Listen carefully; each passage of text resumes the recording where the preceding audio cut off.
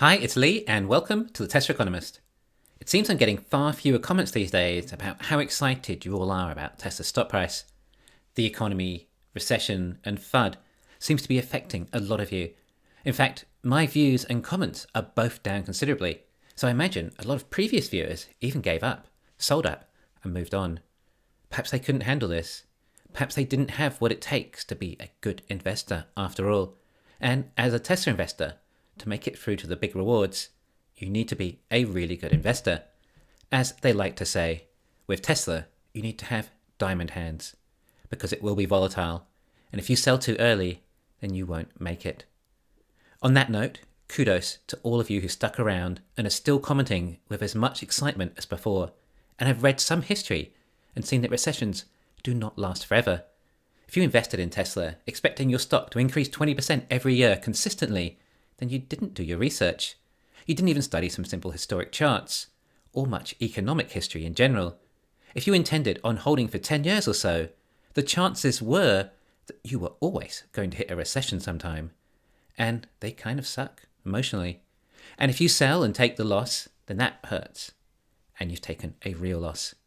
If you don't intend on selling, then the rest is just psychological. The psychology will play with your emotions. Oh, I should have sold when I was up $100,000. I could have paid off my mortgage. What was I thinking? Well, when Tesla was up around that price point, you were thinking it was going to keep going up because the news was so good. The company was looking so promising. Whereas now the company is, well, it's looking even better. EVs appear to be even more popular. Tesla have shown that their capacity for their Model Y in Shanghai is now 4 times as much as we were told back then, as in output per squared foot of factory is 4 times more.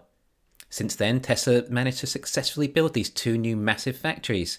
Aside from a few minor issues in Germany, they went exceedingly well. Okay, sure, we're facing some teething issues with ramping now.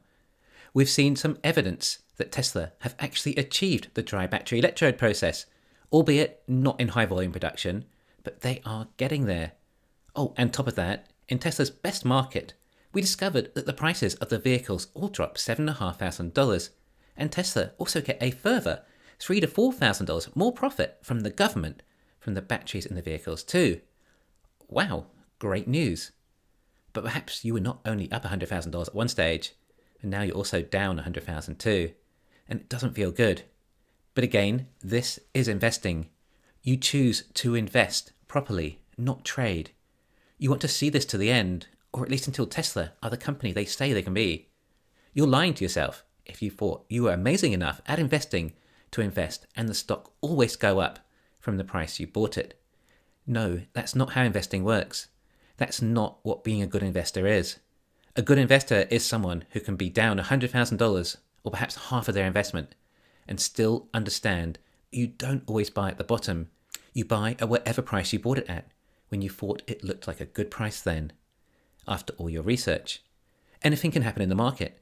The important thing with investing is just to get in after you research the company. Once you're in, the price will continue to be volatile. You just need to keep the stock through some economic cycles. Being a good investor is about controlling your emotions during this time, and mainly not selling if you don't have to. Or if you have more cash available, you may even be strong enough to buy more stocks in a dropping market. I was down half my Tesla investment at one stage, but was prepared to simply see it through. Google dropped from a high of about $18 to $7 in the global financial crisis by about 2009. Do you think you could have handled that? Imagine if you'd lost half your investment and it kept dropping. You think to yourself, I don't want to lose any more. I'll just sell and just accept the loss. At least there's still something there. Except if you had held it through until the next peak of the end of October 2021, then it would have been worth $150, over 20 times as much as it was on that dip. But that was a 12-year hold. Admittedly, by 2014, it was at new time highs of $30, already twice the previous high before the crash, just 5 years later. Now, what do you think the sentiment was amongst Google shareholders back then? Do you think people were saying demand for Google is dropping? Perhaps the internet is not the future. People will stop advertising altogether. And what are some saying now? Demand for cars is dropping, demand for Teslas are dropping, EVs aren't the future. Will people stop buying cars altogether? No. Google also had massive pricing power. You don't advertise with Google for $1 a click. You advertise as much as you want. That gives you a positive return on investment. So you can simply drop your ad spend by 10% or so, and it costs less. Sure, you get fewer visitors, but it's still profitable to you, and Google still get income. Just like Tesla, they can drop their prices too, as they have pricing power with these massive margins. Alright, aggregate demand for autos is likely dropping due to the recession alone, but in the global financial crisis, you could have said the same about aggregate demand for advertising, yet Google's revenue kept rising, despite the stock crashing. And although aggregate demand for autos may be dropping, demand for EVs is still rising, and that's mainly due to actual supply increasing. We don't even know what the actual demand is yet, because there aren't enough EVs being made.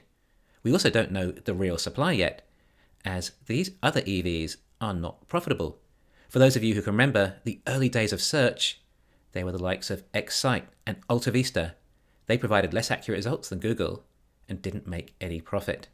Whereas Tesla is like Google, massively profitable and the best results by a mile. We've seen this dip. Tesla is trading now about half its all-time high, despite significantly more growth over that period than Google had before it dropped over half of its all-time high. Now, you need to hold onto the stock if you want to see it level up to 5 or 10 times what it is today. And we're talking perhaps 2030, which might be when you plan on retiring. But of course, just like Google, it will eventually recover and hit all-time highs again, hopefully even next year or 2024, if 4680s hit high volume production. Yes, I say that a lot because the math is so simple. And you can comment and tell me not to be excited about it. But have you followed the math as much as me? Do you realize how profitable 100 gigawatt hours a year run rate of 4680 cells is worth in Texas when those 4 lines are ramped up? We don't even need to wait for the economy to recover. We just need to wait for Tesla to ramp up. It's the competition that should be concerned, not Tesla investors. If demand does actually drop for Tesla, then Tesla will still sell every car they make, even with this insane expansion of 50% a year. So if aggregate demand dropped by 30%, then Tesla may need to lower their prices and simply get their demand back, thus passing on this drop in demand to the competition. Except they're also facing a demand drop from more Teslas, and now at lower prices. It gets twice as worse for them. Except they don't have the pricing power like Tesla. They have to cut supply, which means they lose economies of scale and their operating margins decrease, which means they have to raise prices for the cars that they do sell, or they'll lose too much money, which means Teslas then become relatively lower price compared to the competition. This is just math with supply and demand. This is not fanboy opinion. Legacy are in serious trouble, and before you say the Chinese will come in and offer lower cost vehicles, well, I suggest you go and drive a BYD and see just how truly cheap those vehicles are. Any sensible consumer would rather purchase a used Tesla over a new Chinese auto. Oh, and of course, not to mention, they lose money on all their BEVs, even BYD. And if you think they struggle at manufacturing, they're also struggling generally in international business, if you've heard the issues that BYD are facing in Australia, which is one of their largest potential overseas markets, due to no local auto manufacturing and thus protectionism to fight against. So yes, it sucks to be down, but if you want to see it all through and are determined to see it through, isn't it better emotionally to still be excited about the company through the downtimes, rather than just stressing and being upset about losing so much money? That could even impact your health and sleep.